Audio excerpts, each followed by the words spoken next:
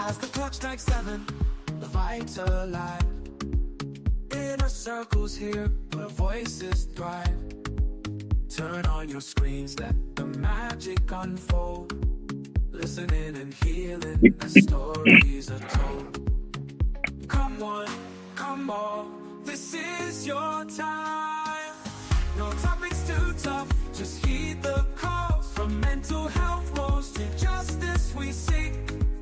Together we rise for the strong and the meek. A safe space for all, let's lift every voice.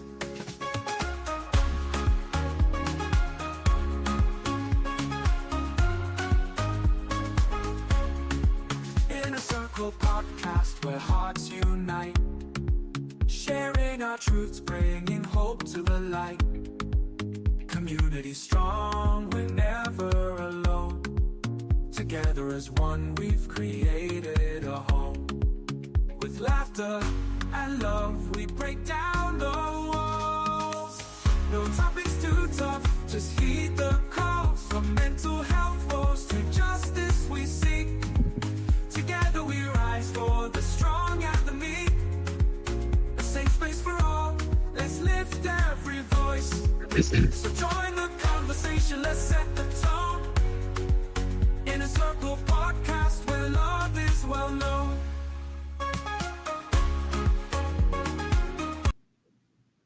Well, good evening, everyone. Good afternoon, good evening, good morning, wherever in the world you're watching us from. We want to welcome you to another edition of Inner Circle Podcast. Today is Tuesday, January 21st. It's a very, very cold one in Minnesota. It's been a cold one. Everywhere in the U.S., but man, Minnesota has been a tough one, right? It's like today I hear like in the Twin City was like negative negative 20 degree this morning, and then some part of Minnesota like negative 41 degree. That's a tough one, to handle that. But welcome to another episode of Inner Circle Podcast where we bring you powerful conversations, right, that inspire, challenge, and empower you to live a more fulfilling life. We discuss issues here that is relevant to our community, relevant to everyday life. And tonight, our topic for tonight is how to maintain meaningful relationship in the business world. So I have my two great panelists here with me. We'll dive into this and see how it goes. So you can call our number 817-600-1525, or you can comment in the chat to contribute, to this very, very important topic. We live in a busy world. We live in a digital world. Everybody these days got their cell phone, social media, and everything. So how to maintain meaningful relationship in a busy world. So with that, I'm your host as usual, Abe Kamara, and my panelist, Mel. Melvin Lanozia. Good evening, everybody. Titus. Hey, it's nice being here tonight. Mel, glad to see you on as well. And I'm excited. I look forward to the exchanges tonight. And to our audience, thanks for participating always. We're glad to have you. Let's talk. Let's chat. Yeah. And as you watch us, we encourage you, please follow us on Facebook, YouTube, or wherever you get your podcast from. As I said, this is a community show. We are here every Tuesdays to Wednesday at 7:30 discussing very, very important topics. So we hope you can join the conversation tonight. We live in, as I said, very busy world, and our topic tonight is how to maintain meaningful relationship in a very, very busy world. Even though the world is busy, right? It's like we have loneliness. There's so many issues going on here. But hey, Titus, what does a meaningful relationship mean to you? And how are they essential in a fast-paced world like today? When it comes to a meaningful relationship, what does that mean to you? Well, I would define that as a relationship that has purpose, that is purpose driven. Mhm. I'm trying to get an echo. I don't know. But one that is mutually beneficial to whoever or whatever the parties are within their relationship, something that brings substance to the involved parties. And so that would be a meaningful relationship. And it's not necessarily restricted to an emotional relationship. A relationship could span over from casual to business relationships to and then including even your children relationships with your children and your spouse or partner. So that's how I would define it. Do you think they are essential in today's world? It's a very very fast-paced world. Do you think meaningful relationships are essential? Definitely, definitely. Again, as we go along in such a fast-paced environment, fast-paced society, you know, hopefully we're all going on these different journeys with a sense of purpose in mind. And I kid you not, when you have meaningful relationships, those goals are it won't be without challenges, but Okay. it could definitely be met as long as you have very meaningful and in various sectors, as I say, in entrepreneurship, in your romantic life, in casual relationships. If you have folks who you're doing meaningful, very meaningful friendships with, look, we help one another along the way to achieve, even in this fast-paced world or environment. Okay. I mean, Mel, with us being so much interconnected, digitally, with technology have connected us, right? But there are studies out there, people are feeling more lonely, right? There's loneliness and so much disconnected. Why is that? Yeah. So thank you, AB. Thank you, everybody.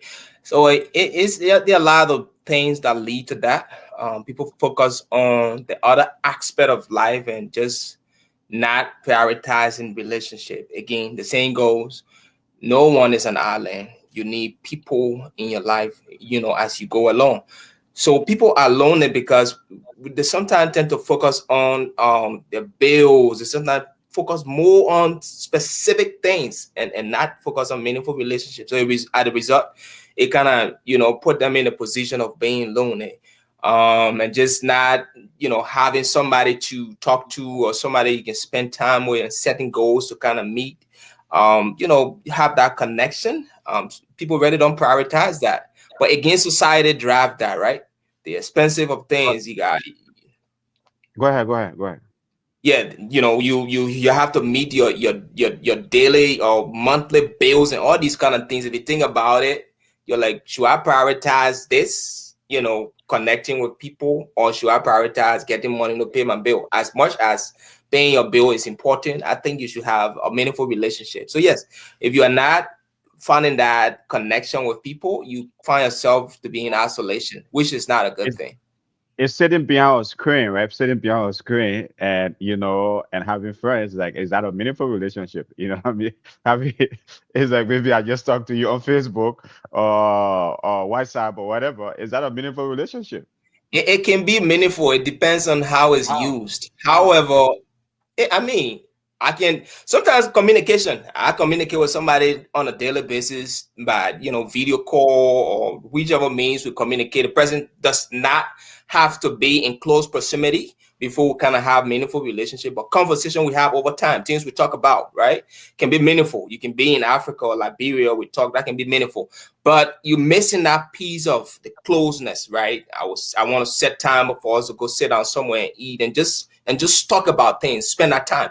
So it can be meaningful depending on how you use it. If the person is basically in Africa or somewhere different from where you are. Okay. Peterson, Mel talk about, America's a very busy society, so much going on.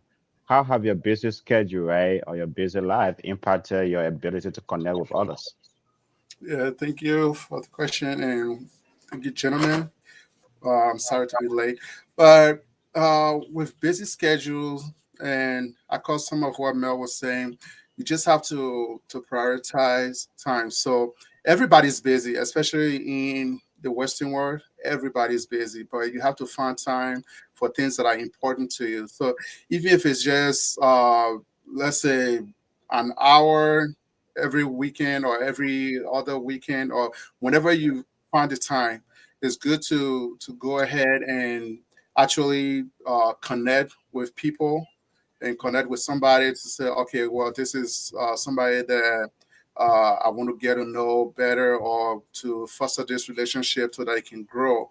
Because people usually say, what is it, out of mind, out of sight, or out of sight, out of mind, something like that. But if the person is not, let's say, you don't visit each other frequently, you're going to start to, that relationship, instead of it getting stronger, it's going to start to get weaker and weaker and weaker.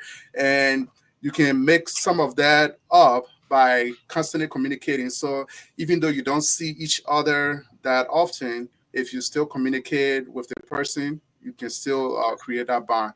But even with, I mean, you said out of sight though. Even with inside, right? Is that someone with inside? I've seen people, sometimes even couples, right? They at a place. The two people on their phone, right? Two of them, everybody buried in their phone. I mean, That's true. they are right there, right? They Yeah. hardly communicate. They are not communicating with each other. Sometimes you wanna say, "Oh man, is that?" I mean, what's going on here? Is like Yeah. so. Even within sight, sometimes there's no meaningful relationships. Yeah, so it depends on how you interpret it, or what it actually means to you. So if it's somebody that you're trying to build that meaningful relationship with, even despite there being so Your much, wife, your kids. Yeah, yeah, I've seen couples, right? I've seen families. Sometimes like they are everyone buried into their phone. that's true. That's true. Okay. So you have to be intentional, and you have Okay. to prioritize the time. So like for me, like my kids, they all have like tablets, even though they are young. But when Mhm. it's time for like family dinner, or whenever we sit around the table, I'm like, Mhm. take your tablets and put it, because they want to have like the tablet like this, and then they're eating and stuff like that. So I tell everybody, pull all electronics away when you come to the table, and you have to lead by example. So even though I might have something pressing going on, I would Mhm. like turn my phone screen off, because I don't want them to be like, wait, you don't want us to be on our tablet, but you on your phone and stuff like that. So you have to lead by example. Okay. Titus, what are some of the biggest obstacles, right? People face when trying to nurture relationship, especially in trying to balance their careers, I mean their family life. What are some of the biggest obstacles, like you might face, or you think folks face, when trying to nurture relationships? Again, I think the gentlemen have touched on it a bit Hmm. due to these various busy schedules and just the pressure and the weight of handling your responsibility, right, in this busy economy, and especially in the West. That can be an obstacle because listen, we are almost busy 24/7 trying to make ends meet, right? And so if you're not intentional, as Peterson said, if you're not intentional about navigating these various spaces, that is your work, with your relationship with whomever, again, your kids, your spouse, whomever, How that can that how can you be intentional? I mean, it's like, how can you be intentional? Is it intentional what, like having specific schedule, having specific activity, or like how? I'll tell you what works Mhm. for me Mhm. personally. Yeah. So I like to get on a schedule basis, right? Because again, as we go on, we easily lose track of time and what we're getting into. So these technologies that um, we're having, they can be used for good, and they can also be used as a distraction. That's also an obstacle. But you can use these same technologies to work in your favor. Mhm. You can set alarms. You can have these different apps that remind you about what needs to be done at a certain time. So just using these at your advantage to overcome these various obstacles, that Okay. come in between your relationship and whatever other personal duty that you have. Okay. Uh, Mel though is like, especially for, I mean, for us immigrants, right? We come here, trying to assimilate into our society. How is it possible, right? Trying to juggle so many different things, sometimes that you come here trying to assimilate family life, it's a different world.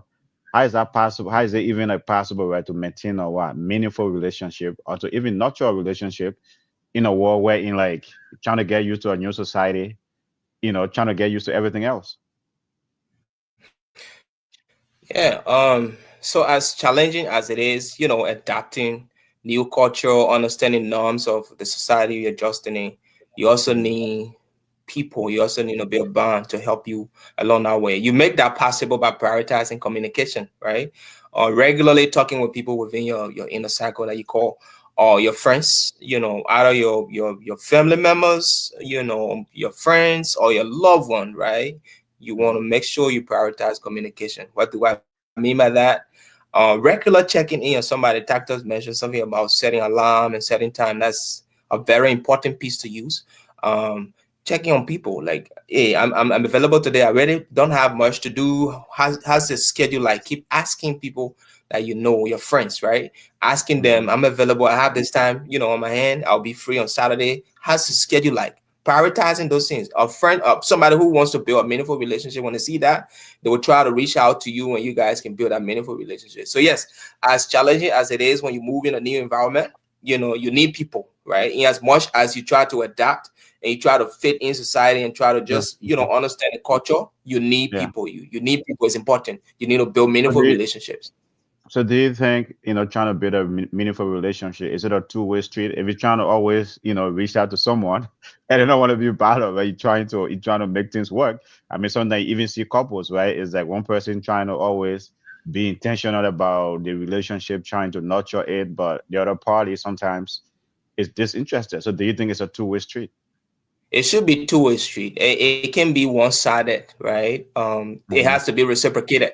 I can try to build relationship with you and you are distancing yourself. So that right there shows you're not interested in it.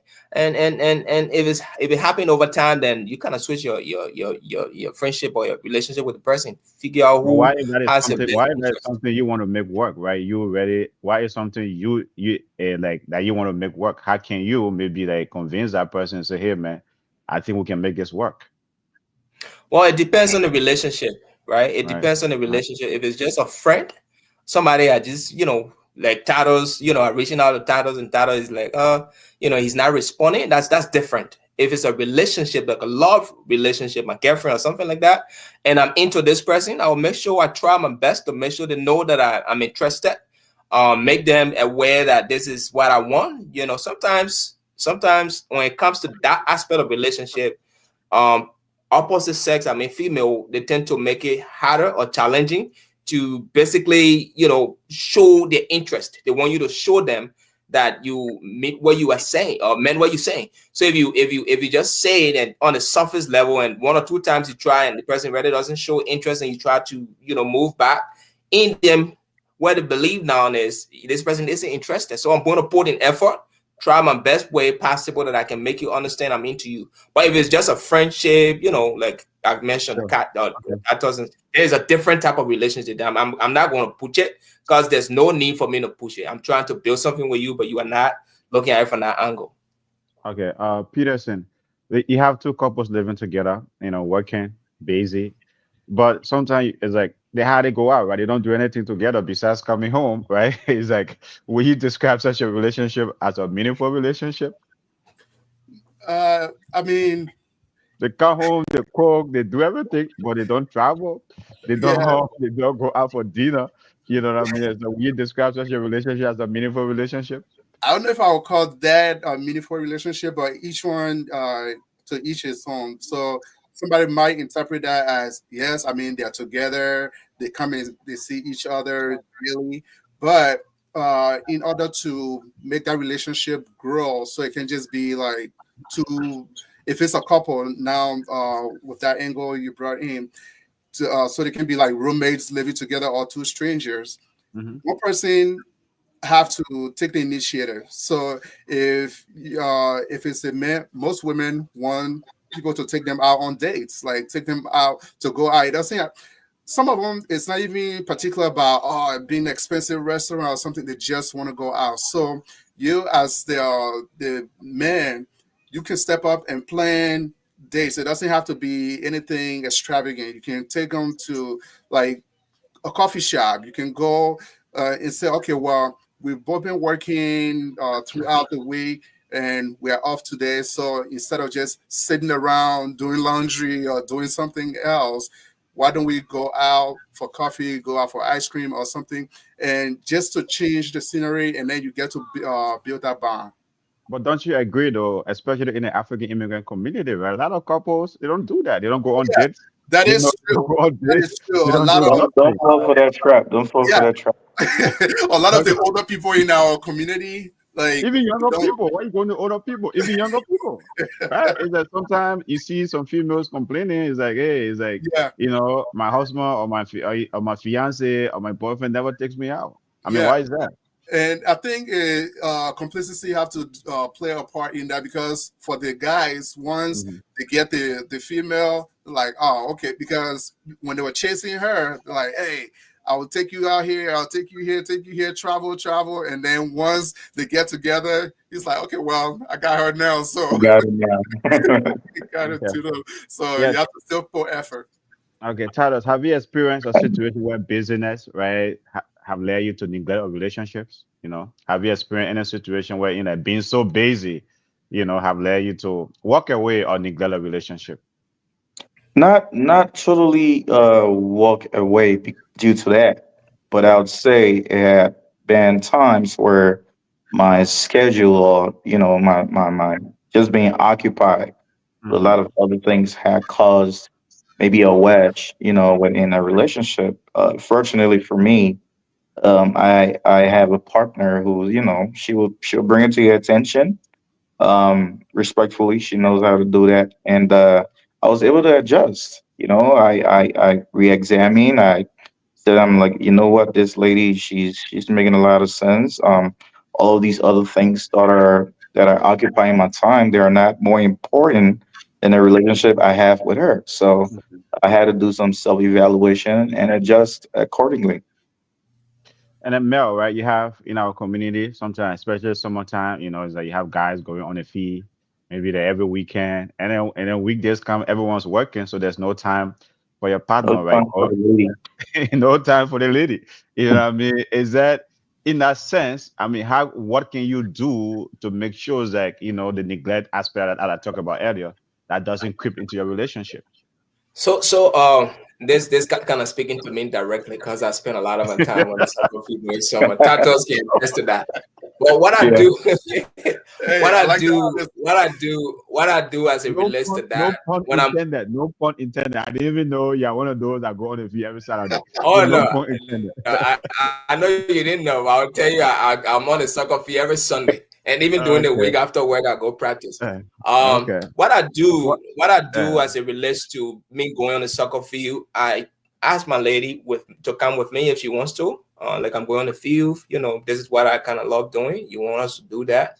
Come with me. There are a lot of fun things you can do aside from just watching the game, food, sit lecture with friends, do that. Or if my lady is a homebody, she really doesn't like going out, but she mhm, loves other things, right? So Yeah. just part of me love being on the soccer field to kind of incorporate that time, quality time we spend together instead of working during the week, going on the soccer field after work, and then weekends spend a lot of my time on the field. I find time to do those things she loved doing, right? Kind of mhm. incorporate my time with her so that we can do some shared activities. She sit home, play Ludo. She loved to go to the restaurant. She loved to go to the mall. So, some weekend we plan to go, to the mall. We go to the restaurant and eat and spend some time. So Sundays, she can come with me on the soccer field. So we do that to kind of balance that time and not neglecting your partner's, time. So you can spend quality time with them. So to compensate for your everyday for your weekend field trips, right? You make sure you play Ludo with her and you take her to her favorite activities. I try to do that. I try to do that Yeah. as much as possible. Okay, Yeah. Share, okay, sharing your hobby as well. Yeah. yeah, yeah, Yeah. okay. Do you think then Peterson right to that point? Then do you think couples should share each other habits more, right? You know, try to learn about what each partner like, and try to like drive that, right? Is like as I said, like Mel love going on a fee every Saturday and Sunday. A lady doesn't like that. Do you think we should learn about each other's habits more? Even your kids, right? What do they like? So we can work on that. Yes, that is very essential to any relationship. Doesn't matter if it's a friendship or marriage or dating or courtship, anything. You must know what the other person likes, so that you can kind of, and that's another way to build that relationship or get closer. And even if it's like a male friendship that you're trying to find or get meaningful relationship, there's somebody that you will have to find like share interests. So Mm. for me, like Mel said, he goes to the field every like multiple times a week and on weekends. Mine is every Friday. I go to the there's a local church. I go to play basketball, so I go every Friday, and that's like my time. And some days my wife would be like, can't you just stay home today? I'm like, well, do you want to come with me? And like Mel said, she likes to go like to the mall or to restaurants. So in order to make up for that time, I'll usually go with her to the mall, even if it's just for me to be walking around while she goes to the various shops and stuff like that. But yeah, you must know what the other person likes, what their interest lies, so that you can build that relationship with them. Tell us though, I mean, if that's the case, what do you think is, I mean, there's so much of it lacking in our community, you know what I mean, especially in the immigrant community, African immigrant community, right? That like those kind of a meaningful relationship where in like two couples, two partners doing things together, learning each other habits, it seems to be lacking in our community. That's a really good question. And as Peterson was speaking, I was thinking exactly about that same thing. This is something that's really prevalent in our community, especially in the community that I see, the Liberian community. It's a lot of this. I really cannot, find a definite reason, right, that attributes towards this. But I think a lot of it has to do with upbringing, Hmm. the way we grew up, the community that we grew up in. It was always being out there and hanging with our friends, getting together. We did not see too much of our parents or our guardians spending, so much of a quality time with each other. Maybe every time it was friends coming over, like in my instance, right? My Hmm. dad Hmm. on a regular during the week. It was almost like this guy friends were living over there. Like almost every day they would come over and it would be a good time. There will always be drinks available, and whatever. This guy would be having a good time. And why it was true that he would spend time, quality time with his spouse, it was something that you could compare to the time that he was spending, with his friends, Hmm. with his compatriots. So maybe that could be some of the reasons, that could attribute to what we see now. Another thing I really want to throw a point on too Yeah, yeah, is the community that we're in. yeah. A lot of, I would say, a majority, maybe over a low 50%, a little over, of Hmm. us in this state, Liberians. A lot Hmm. of us went through, from Liberia. We came through other programs. We Yeah, went to other places, exile areas, yeah. where it was all about, again, holding on to one another within that community setting, always out there, until we came over here. Then we got into these, different serious relationships or what have you. And it has been a challenge just navigating, fixing ourselves to setting that balance between our relationships and our busy schedule in these times. So do you think like, like Mel, then do you think our cultural experiences, our cultural background, I mean, is contributing, to the kind of prevalence of the disconnect sometimes you see in most relationships, where it's like sometimes that they are just, going along, right? That's not a meaningful, you can see it, right? It's not meaningful and things like that. I mean, so it's in like our cultural experiences, our cultural background, especially for Liberians, some of us did not come from Liberia directly. We went to, I like to call Miss B, said the Bujumbura camp. Some folks went to Ghana and some folks to Danade. Do you think all of that has, come together and make things complicated? Yeah, as sad as it sounds, our Mhm. orientation is a key contributing factor to not being able to build meaningful relationship, like Tata rightly said, right? Mhm. Um, but again, when you move in a new environment, you Mhm. know, you try to learn, you try to understand what works there and how the people been doing it. People that live here and born here, right? They've been busy. America hasn't changed. It's been a busy country, and it's busy 247. So the people that here, how are they building meaningful relationship? How are they able to do it? Understanding that and trying to apply yourself, applying that those little things. Change don't come easily. It comes gradually. You see something that works for somebody, you apply it bit by bit and just try to make that part of your daily activity. We refuse. A lot of us refuse to do that. We want to bring Liberia to America, which would not work, right? Liberia is a different setting. The way it works over there is different. Here is different, right? Back home, like Tyler said, maybe one parent will be working, maybe specifically the dad, right? Would do the work and the mom stay home. Dad will go out all day, come home and see the family. He's tired. He go to bed, and that's how it has been. A lot of the family back home. That's how. But here it's different. Everyone is working. The mom is working. The dad is working. If the kids reach working age, they start to work. But understanding that time, setting time for dinner, little things. Like I said, communication. Share activities and those kind of things will help. But a lot of us when we come here, we come with Liberia. We come with a mindset of not wanting to change. Another contributing factor, yes, Titus touched on it, but he left another piece out. So when the war started back home, a lot of Liberians kind of traveled to Ezza, right? From places like Grand Jide, Nima, Sino, not exposed to a lot of information. Travel from those interior area, go and settle in those refugee camps that were built in the neighboring country like Ivory Coast, Guinea, Sierra Leone, and some kind of went to Ghana. They just live that lifestyle and not understanding, not having a lot of information as to how things work. And then they travel out here. So that orientation, a lot of us came with that. And we refuse to adapt. So these are a lot of contributing factors within our community. But I think we can change it by just learning what works here, people that have been here, been doing, and how it's been working for them, and just applying that to yourself. Peter said, the man directly attacking you. The man said because he came from directed Nima strictly to let's say like to Danade first and then brought to the US of A, right? Your orientation gave you, what I mean. It took a while for you to kind of no, don't make me feel bad. I'm not attacking people.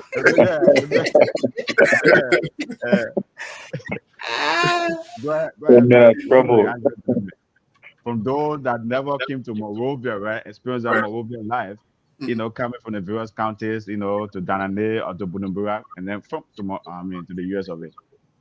Yeah, so I think Mel has a great point because a lot of people, they were not exposed.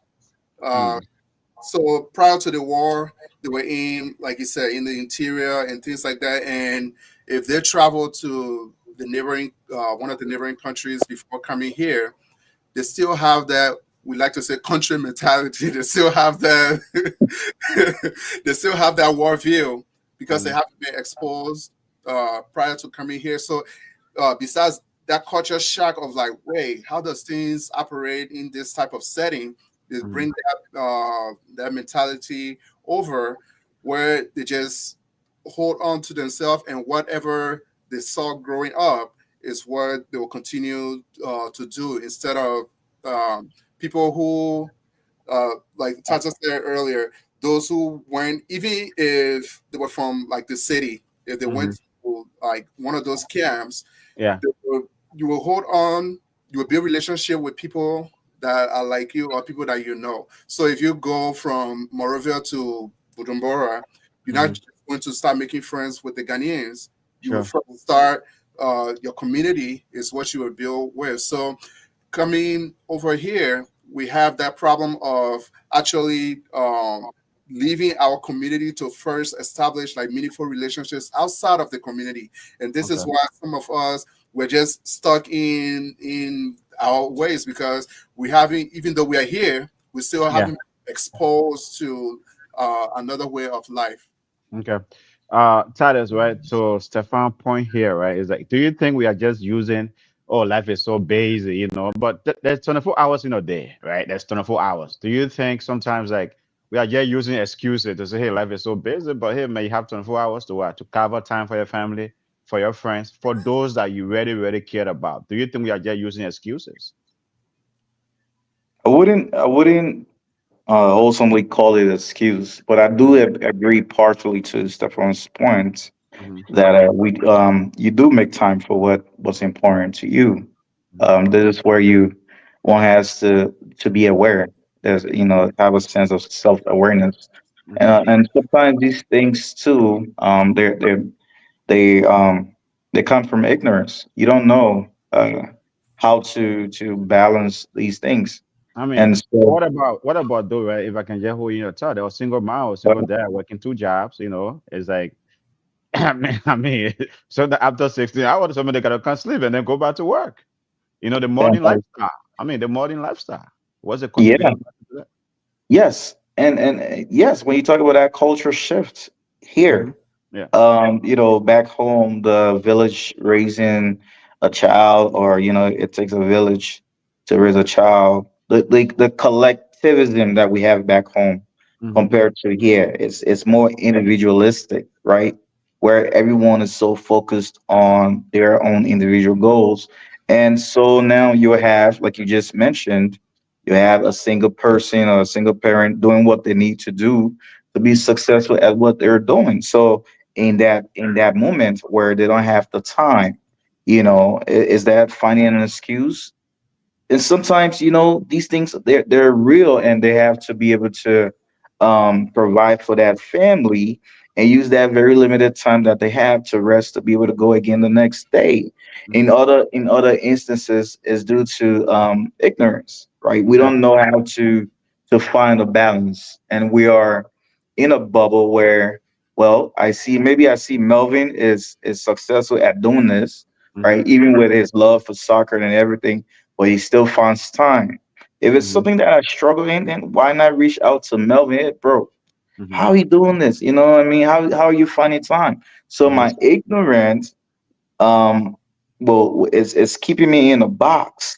Hmm. I'm not able to reach out to Melvin and say, man, how are you doing this? Because all of us in the community, how can I learn? You know what I mean? So Yeah. some people really want to do this. They really want to have a balanced life, balanced schedule, be able Hmm. to have meaningful relationships at the same time, Hmm. um, thrive with their goals. Yeah, but they don't know how, and they're not reaching out for Hmm. their community to use.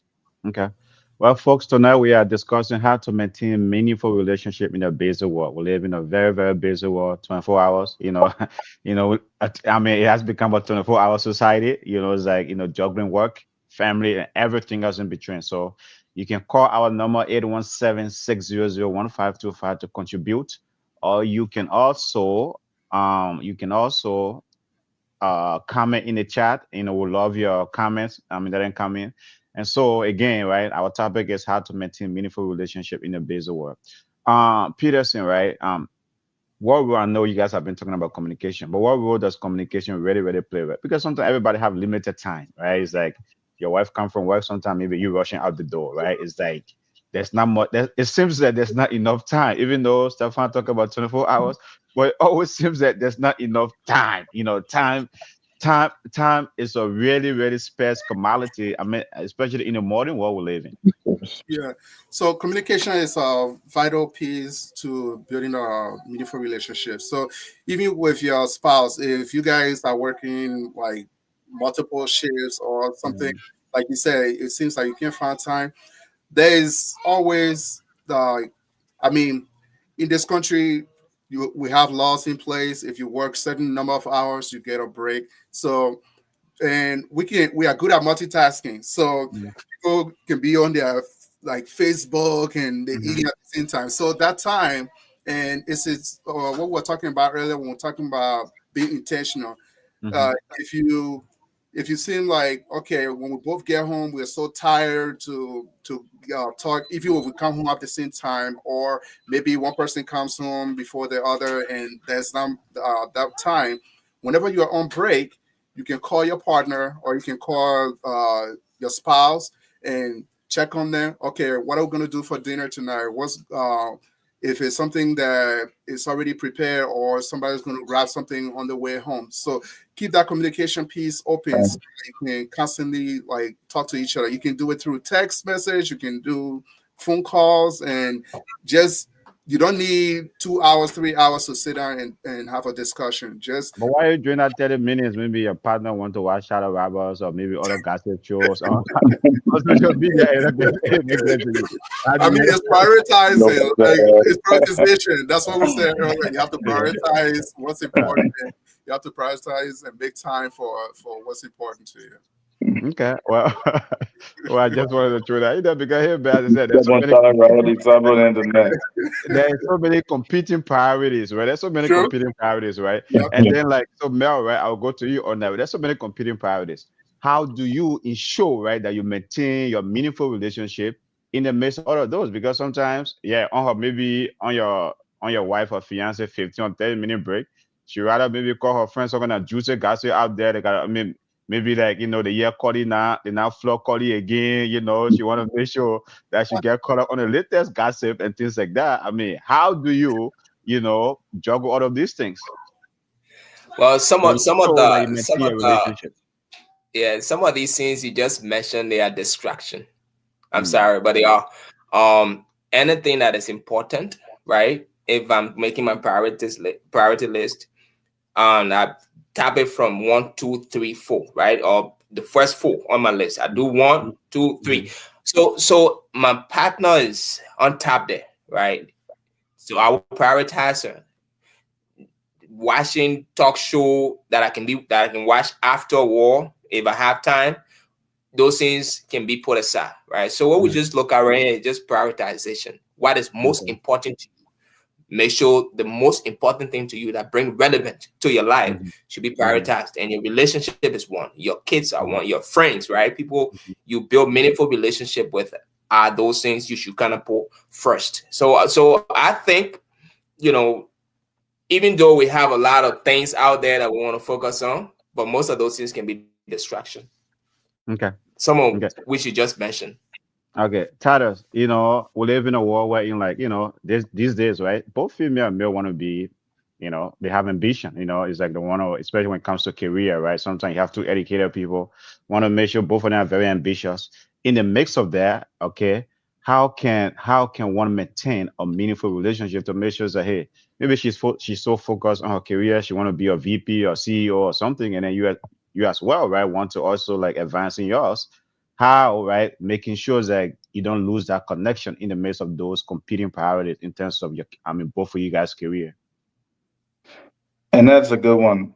You touched on a little bit when I said earlier in this society how individualistic we are and how everyone is after his or her own goals and ambitions. It's a good thing because two people are not the same.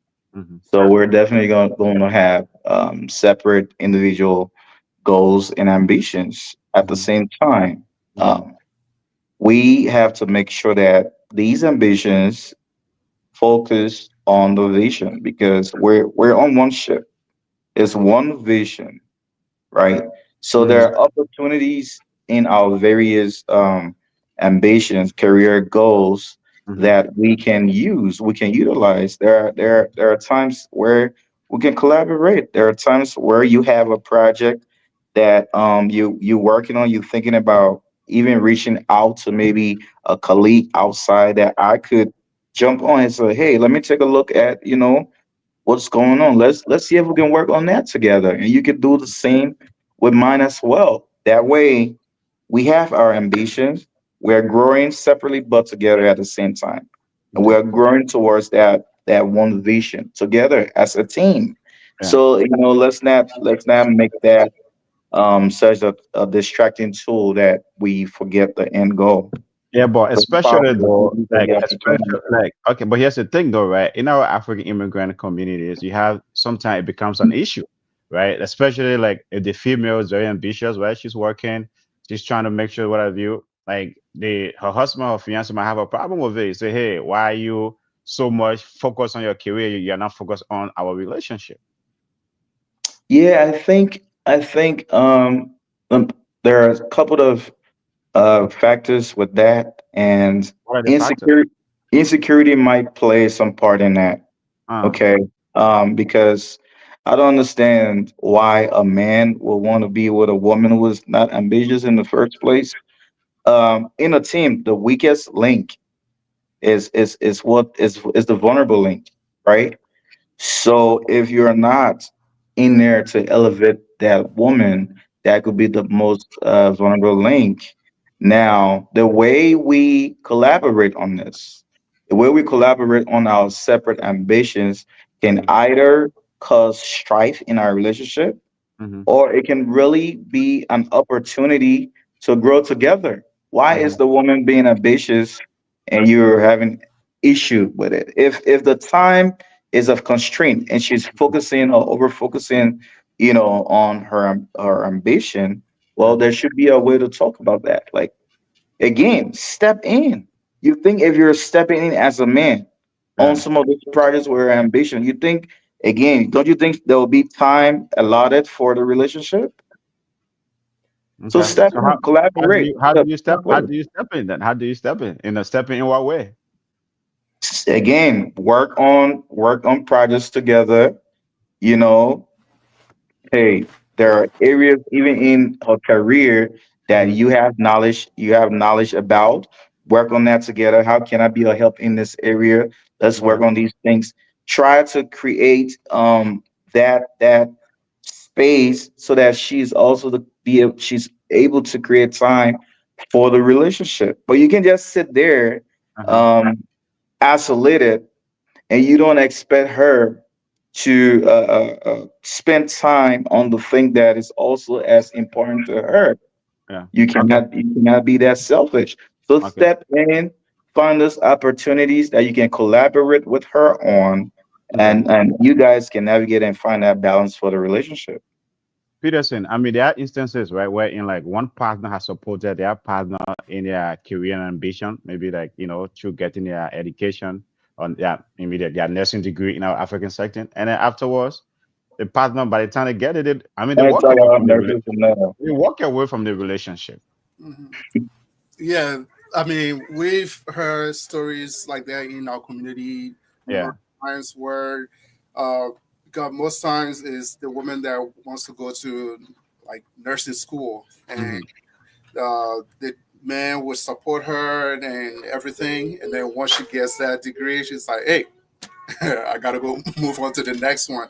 But with that, I think with what Titus was saying, you have to always those who feel like, okay, this woman is too ambitious or she doesn't want to like stay home. She's all about her career.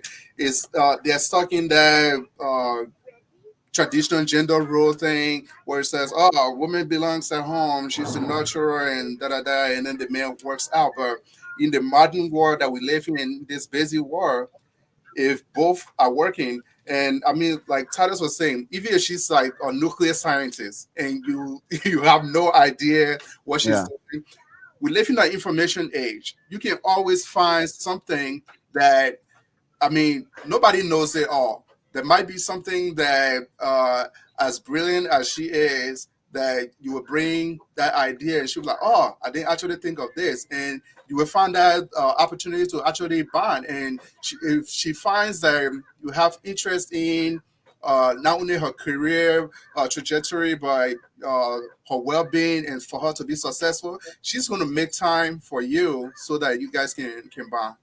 But back to my original question, right? Right. You support her, right? She get her education, and then she walks away, Yeah. right? Is that your intention is great, right? The two of you start on a what? On the same wavelength. You support her, and then out of the day, when she get that nursing degree, where she's doing her double triples, you is like you don't matter anymore. That meaningful relationship you guys have doesn't matter anymore. Yeah. But So, can you predict that? mm, But if I can predict that, the fact is, right, you support her. You support her in that. You support her in your career ambition because you felt was, hey man, I want to empower my girl, I want to empower my fiance or my wife. Yeah, I mean, sometimes those red flags will always be there. If it's something that that person had. How can a red flag be there? No, How? I mean, from the beginning, you would Uh, know if this person, you guys are in this relationship, and all they care about is like, okay, I want to do this, I want to do this. If they are not prioritizing building that relationship with you, I mean, it's a two-way thing. You can support somebody, but they will still make time to build that relationship. But in the beginning, you have to set like time. Okay, what's going to happen once this is done? What's going to happen at this point, 3 years from now, 4 years from now, 5 years from now into this relationship? And is this a long-term thing? Are we going to build family together? Or is this just something that, I mean, you don't just start something that you're like, hey, okay, I'll pay your tuition, go ahead and go to school. No, it's something that you have to know that this person has a vested interest in this relationship. and sometimes though, or sometimes man, I know you want to know. Let's go add to this. Though. Sometimes these are two couples that come from back home, right? Two partners, right? Come from back home and say, okay, you know what? Let me work, right? Let me work, and then let you go to school, right? Because two of them go to school at the same time. But then by the time that the man, by the time they get that education or that master's degree, boom, they either go back to Africa, got government job. If that the woman she go get her nursing degree, boom, she's gone. So, Abe, it's challenging. You really don't know what people think or plans they have in their heads, but there are always some type of signs you will see when somebody want to be with you, the way they behave, in as much as they want to empower themselves, which is great. I mean, I want to the way be they with behave. I'm talking about two people coming from back home. Everything was sweet. Nothing was there. They come here and say, okay, you know what? So yeah, two of us can work. Let you work and whatever. What red flag? Tell me. They make sense to me. If I would say this to that, all right? I think in as much as we all come from back home. Let's say I'm in a relationship, we started from Liberia, we come here. For me personally, I'm not going to be sitting down while my wife is going to school. I would want to empower myself. What if two of you have a family? Two of you cannot go to school at the same time. I will go before her. I will try to go before her. I like that. That would be selfish. I will go before her. My brother, Evie, the men. Take the lead. We are the leaders, right? I want to be the leader, and being a leader, I need a quiet knowledge. You're bringing that traditional gender role, though, that Peterson was referring to. I mean, if that's what it is to make things work, why not? Right? It's not distracting anything. I think my wife should be okay with me being a leader. Yeah, I think my wife should be okay with me. But on a serious note, also going back to the insecurity that us are talking about. I mean, where's the insecurity? I mean, well, you can say that. No, it's not insecurity. It's me putting myself in a position as a man to lead my family and be responsible for them. If I'm in power and I'm making money, my family will benefit, right? Then my wife can kind of follow along. But on a serious note, in as much as we try to talk and have fun, there are certain things you don't know somebody would do. We don't know the future. I can see you today and love you, you love me, and things change, right? People change over time. They fall out of love and they do that. But at the end of the day, when you're doing something, do it with intention, right? If I want to help you as a partner, I'm helping you, not thinking I'm helping this woman so she can be with me, right? It shouldn't be the mindset. I'm empowering her so she can be, independent in as much as we have shared goal and we focus on our family. But the helping piece of it is not, I'm helping her so then she can be with me, right? If we have that mindset, it will drive somebody away. Help her genuinely so she can be. It's not a mindset though. Two couples together, everything going well. It's not a mindset. Just say, you know what, two of you come here sometimes. It's a basic society, right? Two of you sometimes cannot work at the same time. Someone has to give. There has to be a give and take. Like I said, AB, those things we don't have control over it. People fall out of love any given time. We don't have control. So we can sit there tonight and kind of go, I will control this piece. That you don't have control over. What I'm trying to say is you just play your part, be genuine about what you do. If the person decide saying this is not, working for me. That's what I want. You can Yeah. force what you want to have on a person, have them. Be genuine about what you do. If they decide to say, you know what, well, the person helped me, now I'm leaving, that's on them. We all got conscience at the end of the day. At the end of the day, person leave you, that thing down the line, it will play on them. It will play on them. They'll catch up with them. I don't care who they are. Okay.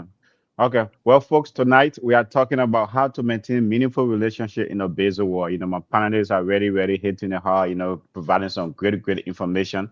And so it's like you can call our number 817-600-1525, or you can comment in the chat. We appreciate any comment, you want to call and add your voice to this conversation, how to maintain meaningful relationship in a busy world. But Titus, I know you talked about a village earlier, right? Where in Africa, there's this village mentality that we support each other. We are there for one another. Why doesn't that translate once we cross the ocean, right? To support one another, to make sure we are maintaining those meaningful relationships, that it doesn't get away from us. Why isn't it crossing the Atlantic Ocean? Well, we don't tap into our network a lot. I think the issue of adaptation, when we come here to adapt, the new environment, the culture, and the style of doing things here, it's more beneficial to take what works for you, so you're not losing a sense of self, right? You can't come here and find and look at the culture and just completely copy the culture here. Everything, the good and the bad. I think we have to take what works for us, especially as a people, considering where we're from, incorporate that into what we already have and make the best out of it. Because we're here. There are networks here that we get tapped into. Okay. And I think once you're able to explore these different networks, these different relationships within the community, within the village, that we bring from here, combine that with what we can get from the states here or this environment here, we'll be more successful. So what's the reaction to that continent that that's in villages sometimes, right? We try to get them involved, right? To make sure it's like that, that bring that mindset, they get Can in help there, build the relationship. yeah, and break the relationship and break the relationship. But What's the that's a reaction? given. That's a given in every culture. I think every cultural practice has its pros and cons. So obviously there will be opportunities there, or challenges there. That if you're not good at resolving conflict resolution. Yes, then those pieces will be allowed to damage you and yours. So I think it's natural. It's Yeah. everywhere. Okay, Peterson. Last week we talked about. I mean, last week Thursday one of the topic we talked about. The mistrust or the distrust in our community. Is it because that we like those meaningful relationships that's necessary, right, for us to grow, and things like that. Like the reason why it's not crossing the Atlantic Ocean because we don't trust each other. I mean, it's like as again to that what you put, right? You go tell a business to somebody, you make it. It's like before you go to maybe on social media or maybe Shadow Rival Show or maybe someone like Oh Cassie God. Network. It's like I yeah. So you want kept to come for you on the show one day. I mean, it does play a part in it because having uh, a meaningful relationship, there needs to be that trust piece in there. So if you have a feeling that you don't completely trust somebody I mean, if you're trying to build a relationship, of course you're going to have to share information about yourself, what your likes and dislikes, Mhm. and things about your background. Of course, as the relationship grows, there will be more things that the person will know about you. But if you do not have that trust to say, okay, I trust this person, so I'm going to tell them like what happened in my last relationship or how I am genuinely in a relationship, that's going to be an issue. So, and in our Liberian setting, we have that issue of mistrust because, like, I think one of the callers said last week, even to get it from here, if somebody, Titus is traveling to Liberia in March for spring break, you won't tell nobody. You'll just see on social media like, hey, Titus is in Liberia. Yeah. Then when he gets back in, like, oh, I'm back. Because we don't have that trust to actually trust each other to say, okay, I can tell somebody my information, or I can give them details about my itinerary, and is because not only of the mistrust or distrust, but we have issues like, oh, okay, if I tell somebody something, sure, if anything bad happens, maybe it's that person's fault, because we bring the supernatural into the natural and we try to pull things onto people like that are not even responsible for. Yeah. Mel, let me throw something in there real quick. Pete, go ahead. Just a quick joke. Somebody said, Pete, to what you just stated. Somebody said every time bad things happen, right? Then all people will say, life and death lies on the power of the tongue. So why life and death can lie on the power of the same tongue for better things that happen? When you proclaim, that was funny. Okay. Mel, right? I'll try to rephrase Princess' question. They comment should make it right. I'll try to rephrase it a little bit, right? Is it a reason why a meaningful relationship is hard to find in our community, especially in the African immigrant community, because most of us don't put in the work, the effort that is required to actually have a very, very meaningful relationship. We are not putting in the work. Well, I think we touched on it. We touched on it a little bit earlier, wherein it has to be intentional and it has to be reciprocated. It can be one-sided, right? So if it's not coming from you, like I kind of approaching you, you're not reciprocating it, it'll be hard to work, wherein one person just putting in work and doing all of the work and another person isn't, right? Yeah. At the end of the day, I get tired if I'm putting in the work, and I'm not going to continue to have that relationship with you because it's not meaningful. It's not helping me. I'm just the one going towards it. It has to have that connection and reciprocate it. So we touched on it a little bit. I mean, to Tita's point, though, there has to be persistency. So while we just walk away, you are putting the effort, but so maybe after 2, 3, or 4 tries, you just walk away. What's the persistency? So how can I be consistent if I'm trying something and I'm not getting result out of it, right? Like I said earlier, it depends on the type. You want to be persistent with women. Exactly. That's what I'm about to say. I know where that is coming from. If it's a female, yes, then I'll be persistent, because the way ladies are built, they want you to put in time. They want you to show them you actually want them, right? They might be interested in that relationship, but they want to see you putting in effort and putting in work, not just giving up one time trying or 2 times trying. But if it's just, like I said, platonic relationship with a friend. So for you then, it's more transactional. It's more transactional. It's not transactional. It's not. I mean, having a meaningful relationship for you is more transactional. What do you mean it's not? Make that make sense to me. No, well, it's not, because if it's a female, you're putting the effort, but if anything else, you say, hey, 1 or 2 try, you walk away. So it's more for you. But here's what I keep saying with female. I've given this example. I'll give it again. Ladies want to see you put in work, right? They want to see consistency from you. They might be interested, but not just get. As your friend, right? I might want to see you put in the work. Why does it have to be a lady? But Andy, why you want to see me put in work? You my man friend, man. Why should put in work? Maybe I want us to establish a business together, right? Maybe you want to do things, but I want to see what's your work ethic, right? I want to see. Why are you?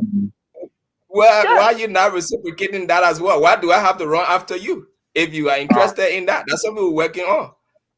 Well, maybe maybe I bring it more to the table. Well, then that's a business. If I'll run after you, I'm not going to run. So that's my thing, right? For you, building meaningful relationship is a transactional thing. No, you have to get something out of it. There's something that you have to, make sure they get out of it before you even put in the work and the effort. No, when you say getting something, what I'm saying here, you gotta be. If I'm coming to you, Abe, as a friend or brother, right? Yeah. On that Yeah. level. And I try a few times to reach out, but you're not showing interest. You're not reciprocating that. I will see it like you're not interested. So Exactly. That's my point. Princess.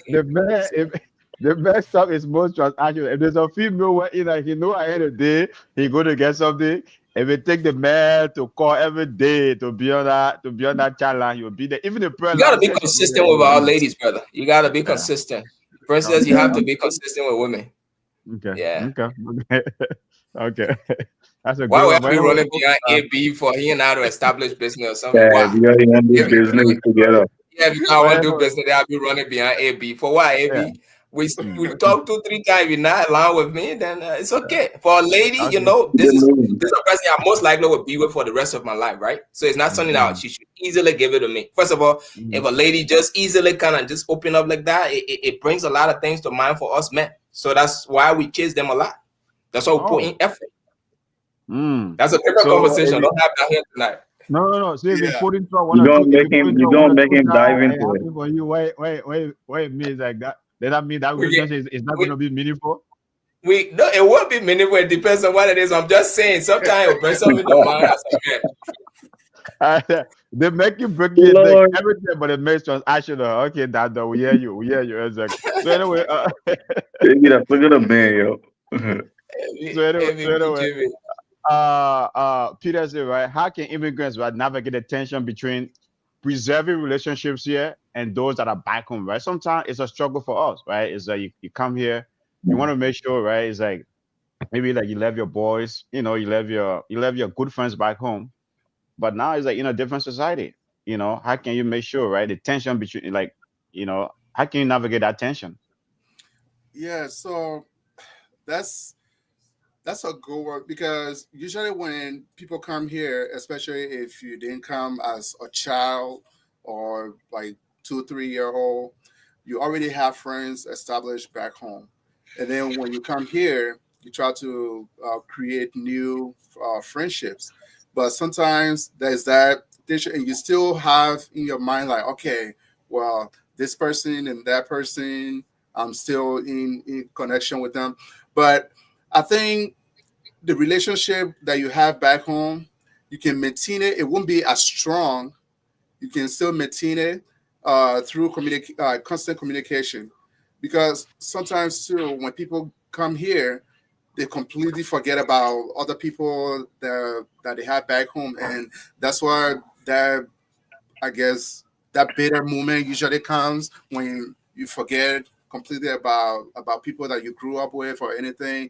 If they reach out to you now, you don't want to respond because you are in the States, and in the words of some of our friends who said they will never go back to Liberia, it's like, well, I'll never go back there, so I might not see them again. But it's always good to keep that communication, that line of communication open.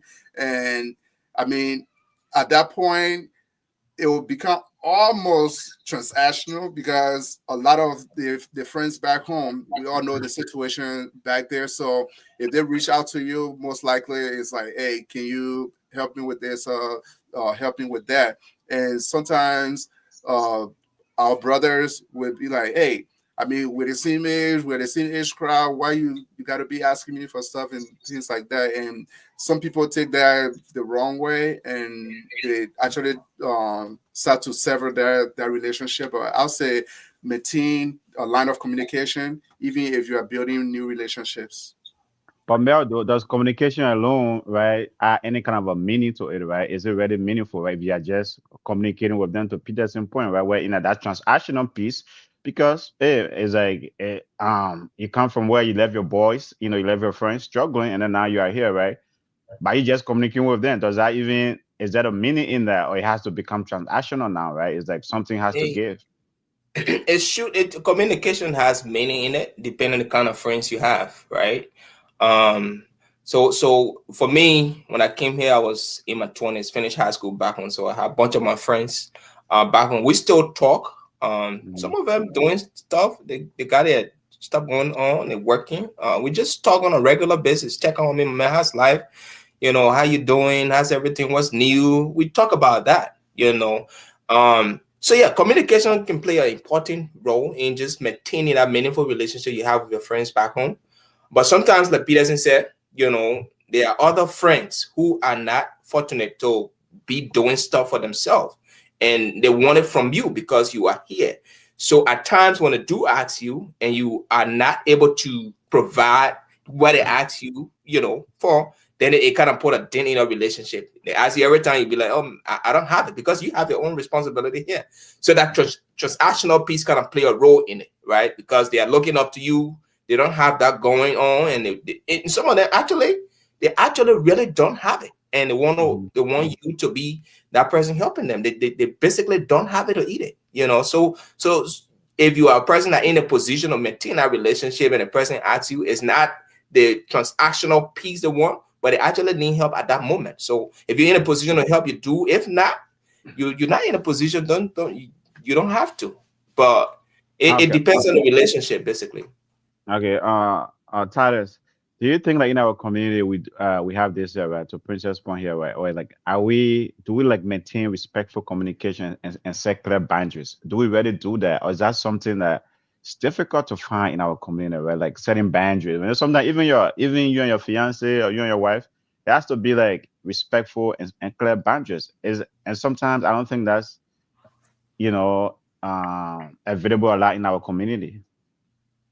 Yeah, I mean, I agree. I think this is one area for opportunities for all of us in this community. Folks do not understand some people don't really understand what boundary is, or maybe some of us are just very used to seeing otherwise. So we are not, again, ignorance. We don't have the information, and we do not know how to set those clear boundaries. But I want to also segue what Princess said into setting that boundary. I just want to connect it to the relationship that we maintain with our folks, our loved ones back home, our friends, as Millian Peterson was speaking on. It's very important because when we leave and come here to an era of opportunity and exposure compared to where we're from, if you don't set those boundaries, you sooner or later tend to receive lots of tension, and as a result, you feel a sense of guilt. When you don't set those boundaries, there are unrealistic expectations, and so the folks back home, they have a certain expectation that you may not be able to meet. And the next thing you know, the conversation has changed. So from the get go, if you can set those clear boundaries and expectations with the relationship that you have back home, you'll do well to avoid a lot of those guilt and unnecessary pressure that you might put on yourself. So that's how I would handle that. Okay. Mel, what role you think social media playing out of this, right? As it says that when we started the conversation earlier, it's a huge, there are studies out there, right? It's like loneliness is like it's a huge problem, in the world these days, especially in America. So what role does social media playing out of this, right? Contributing to loneliness, contributing to these boundaries that you guys talking about, because sometimes your friends out there, by the time you hit Facebook, boom, on WhatsApp, by the time they see you, what role does social media playing out of this? Social media can be good and bad depending on how you use it. So if you someone who just addicted to social media and disconnect yourself from the real thing, you spend all of the time, on Facebook, on Snap, and watching videos after videos, and they'll keep recommending those videos to you. You would tend to be glued. They'll do they do that. These guys build these things. The video you watch, they'll recommend similar video to you, so that you keep watching it and you kind of grab your attention. So if you're a person who are addicted to social media, now you're losing focus of the most important things, building meaningful relationship with people. You tend to be glued to social media, even when you are in gathering, right? The moment your attention kind of go to your phone, you grab it and go right to social media. Sometimes you're being selfish. You see people on your phone. So it can put you in that position of being lonely because you're not building meaningful relationship with people. You tend to focus more on social media. But content. it can be good in a sense if you are using to communicate with people meaningfully, like we do here on Messenger, or WhatsApp. We call people on there and talk, right? We're building that relationship with people, but not within a close proximity. We're talking, we're communicating, we're sharing, things we do on a day-to-day basis. I'm sharing my goal with you. I'm sharing what I'm doing. I'm sharing where I'm headed, right? Then I'm building that meaningful relationship. In terms, they themselves do telling me likewise how things are going on their end. I'm understanding what they're doing that work for them, and I can adapt that as well to help myself grow in that direction. It can be meaningful if you're using it in that direction, but it can be bad and good depending on who's using it and what they're using it for. So do you think that, Peterson, is it in the world we live in today, is it good? Is it contributing, is it helping us maintain or build meaningful relationship? Is it destroying it? Is social media helping us build meaningful relationship, or is it the other way around? I'll say it's actually helping more because for How is people, it helping more? How? okay, so with the communication piece, when back in the But day, sometimes most of your friends, where you got people that got maybe 1 million followers, they don't even know most of these folks. no, but Yeah. there are people within your group of friends on social media that you do know personally, Okay. and even if you do not talk to them every day or every week, those are people that you will reach out to by either text message, or Mhm. if you don't have their personal number, you will still reach out to them on social media. So I say social media is helping in the sense that back then we used to say, oh, everybody that you call is long distance, long distance, long distance. But now there's no such thing as long distance. So you can pick up your phone, like you say, if you just swipe, somebody sitting in Arizona, they will see that little green dot next to your name, like, oh, okay, this person is online. And then they will either say hi to you. I mean, if it's something that is a friend, and that's how a lot of people are maintaining even that communication piece. They have like their own little group chat and things that they just constantly, they will post like, hey, I'm going here, or what are we planning to do? We're going here in a group. If it's one-on-one, this is what we're planning to do tomorrow or next week. And you make plans so that other people can know and be aware. So then you don't have excuse like, oh, I didn't get your message. Because if you are friends with somebody on social media, you can hit them on WhatsApp, on Messenger, and then Yeah. on the phone. And it's like what Mel was saying earlier. If you try to reach out to somebody through those multiple ways, and the Okay. person is still not like responding, then you would be like, oh, okay, well, maybe I'm the one pushing this relationship, and the person is not interested. So that's another way to determine that. Okay, well, folks, we can't keep going on. Great discussion tonight. Our panelists have been doing a great job providing some great information, and our commenters, is ready, providing some great insight, great information as well. So the topic tonight, very great one: how to maintain meaningful relationship in a busy world. We live in a very busy world. No matter where you are in this world, America, Europe, even Africa these days, folks are very busy. Some of them be on Facebook every day, boom, boom, Oh, boom. Everybody, the hustle is legit these days. So the hustle is really out there. So it's a busy world. So tonight it's how to maintain meaningful relationship in a busy world. So folks, gentlemen, great discussion tonight. But as we wrap up, right, it's like my last question for you guys is like, you got first generation immigrants here, right? How can they, trying to maintain relationship with their children at the same time, hold on to that cultural identity? May I start with you? Yeah, so that's an important question, Ed.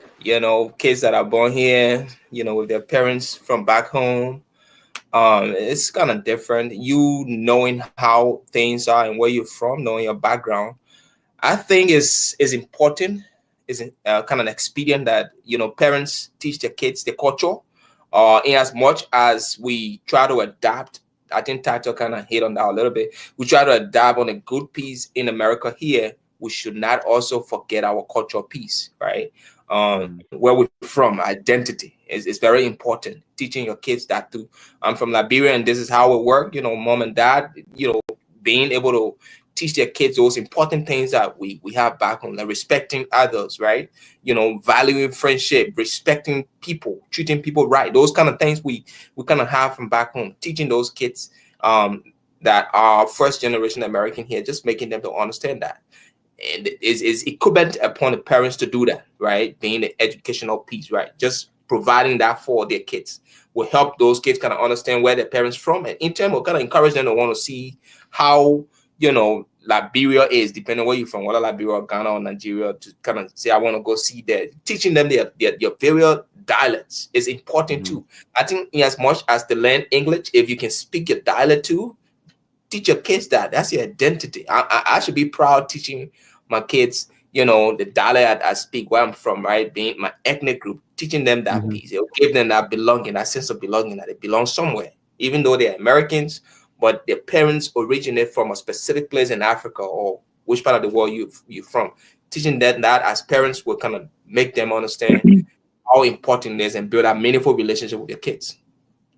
And Tadas, right? I mean, to that point, how can we bridge cultural gaps, right? Is that we hear, different society, like how can we bridge those cultural gaps to make sure, we are building and maintaining meaningful relationships? So we have to understand that the intergenerations have something to offer one another. The different cultures have something to offer one another. First generation, second generation, we all have something to offer one another. The thing about the first generation is that they're so sturdy in their cultural practices that at times they're very adamant to the younger generation. Okay. But it's really essential to understand and even just be open-minded to understand the children, the younger generations. There are a lot of things that can be learned from them, especially considering the various barriers that are here in America that probably the first generation might not be too savvy at or able to navigate. The younger generation would be able to walk them through that. Even with the different culture that's here versus back home, right? Why is it important that we want to teach the younger generation our culture and how important it is? We also have to be flexible, understanding, compassionate, and supportive to the culture that the younger generation adapts here more quickly compared to us, compared to the first generation, because they're more stuck, right? So it's a lot to learn. Adaptation, we cannot forget that, and all these things will continue to foster very meaningful relationship and in fact even successful livelihoods in these parts. Okay. Peterson, then sometimes like there's these like family obligation where there's demands, right? Instead of the other family obligations where the demands on that, how can sometimes the cultural pressures, right? How can you try to bring all of those together, right? So trying to navigate this, especially as an immigrant here, right? Trying to navigate, making sure you are maintaining your relationship, but then there's like family pressures, the demands of family. How can you make sure that you don't lose sight, right? Self-awareness in making sure you are maintaining your relationships. Yeah. So for those who still have, because you will rarely find, especially Liberians, I would say, oh, they don't have any more family back home. We all have, especially the first generation, we all have people back home. So with that family demand or culture difference, so you have to just, it's like what Titus was just saying, the adaptation piece. You have to adapt, but when you come here, you don't just let go of your culture and say, oh, okay, I'm in America or I'm in the Western world, I'm just going to adapt everything here. No. You pick and choose. You have to choose what works for you, and you do not want to adapt the bad or the negative aspects of the culture. So, like we said on the show previously, there are cultural practices that hinder people from actually growing, here or living their fullest potential because they still hold on to those cultural practices. You have to unlearn some of those negative cultural practices that our ancestors taught us. It's not saying, oh, once you let it go, then that means you're forgetting your culture. No, but there are certain aspects of the culture that you would need to unlearn, and then you have to adapt new practices from this culture that will also help you and continue that meaningful relationship even with your family back home. But Okay. sometimes you will say, oh, okay, this person is in America now, and then Sure. when you call them, even their way of communicating and things, you still Yeah. have to adapt. Okay. Well, folks, tonight we have been discussing how to maintain meaningful relationship in a busy world. We can keep going all night. It's normally a 1 hour show, but sometimes when the show gets sweet and juicy, that Mel, we learn tonight he's a transactional man when it comes to meaningful relationships. Sometimes we gotta push you a little bit, what I mean, and stuff like that, like we have done tonight. But we appreciate all the comments. We appreciate everything that has been coming in.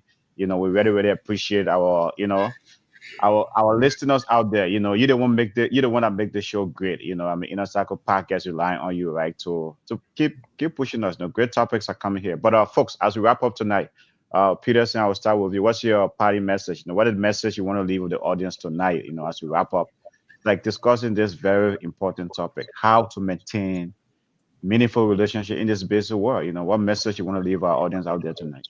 Yeah, so it's been a great discussion. Thanks, gentlemen, and everybody that contributed to the show. Thank you so much.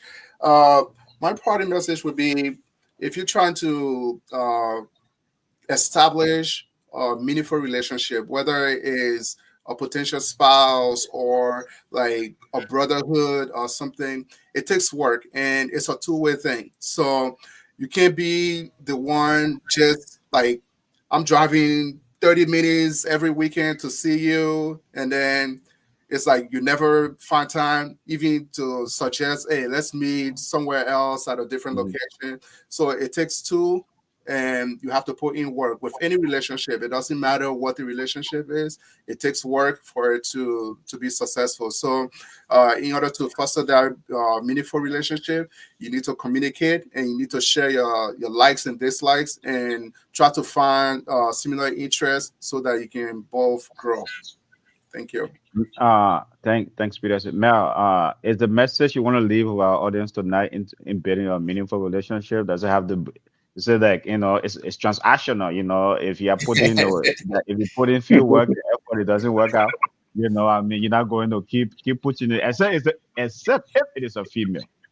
When I was single, yes, but but to close tonight, Abe, I like the fact that you can spice the conversation up with some jokes.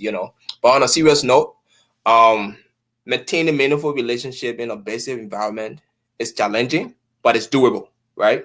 Mm. In as much as we go through these basic schedule we have in these United States, there are things you can do to maintain meaningful relationship. We spoke of one, which is prioritizing communication, right?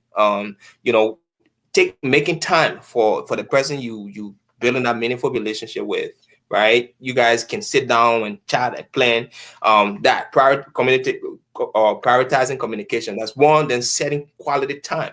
Set quality time for the person you're building that meaningful relationship with. We all have time. We have 24 hours in a day. I'm not working 24 hours. I have days I'm off work, right?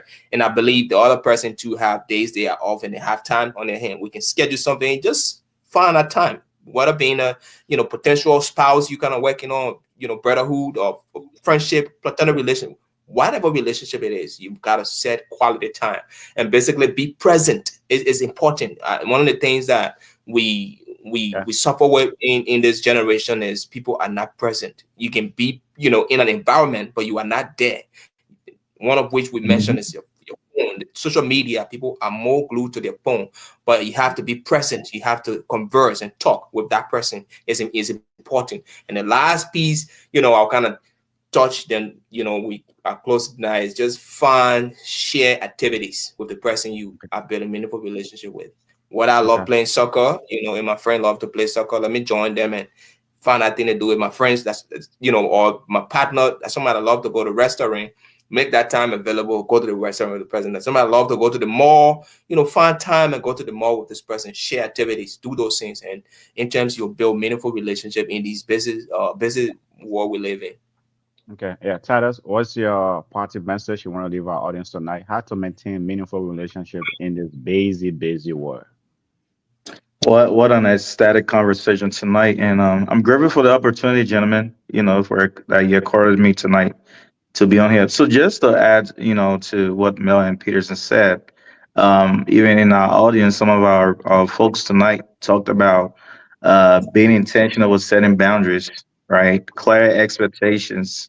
Those are very important pieces to maintain that meaningful relationship, because again, you don't want to be laying folks down, and you don't want folks laying you down on those unreal, uncommunicated expectations. We also talked about social media tonight, technology, how it could be a hindrance or actually an asset to meaningful relationship, depending on how we use it. Be flexible. Again, the ambitious part was very important, because I think this is very significant in our community, because a lot of issues that goes on with, like Abe said, when a person get that degree, then it bounce. After this, other people have different style to work at their ambitions. A busy family, a person could say, "Oh, you know what? I'll hold it down for now. You go to school. When you're done, I'll go." But unfortunately, in those instances, things happen. Folks go separate ways. But remain focused. Use the ambitions to focus on one vision. Don't forget that. Get involved with one another's career goals and ambitions, and try to cultivate more of that team environment. So I really appreciate the conversation tonight. Thank you. My boy Mez said he got to go first. When it comes to that education piece, by Meze, you going first, man. You got to go first. Just in case. You're that inspire, that challenge, empower you to live intentional and fulfilling life. The conversation we're bringing, they are very, very powerful. So tonight, guys, our panelists, you really hit it. You really did a great job as always. Thank you so much for your insights, for your knowledge, the knowledge you share with our audience out there every evening, right? Tuesdays to Thursday, and tomorrow we'll be back here, right? It's a new administration. The topic is going to be loaded tomorrow. We have our own very representative that's going to be in the house tomorrow. We have a special guest tomorrow.